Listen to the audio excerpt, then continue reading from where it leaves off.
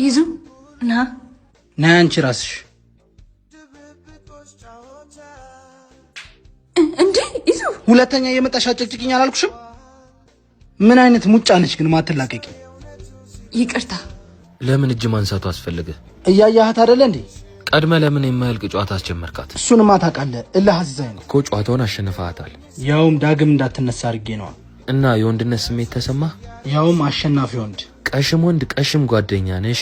ሁሉም ድሎች እኮ ድል አይደሉም። አንዳንድ ድሎች በውስጣቸው ሽንፈት አለ። አረ ይሁን ያረጋጋው። ብርጭቆ እኮ የሰበረውን ሳይሆን የሚያነሳውን ነው የሚቆርጠው። ይሄን ተረትን አንድ ቀን ለራስ ትጠቀመዋለሽ። ነንጂ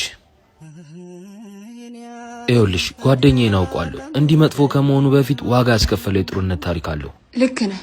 እኔም እንዲህ ጥሩ ከመሆኔ በፊት ዋጋ ያስከፈለኝ የመጥፎነት ታሪክ አለ። ራስሽን ጠብቂ።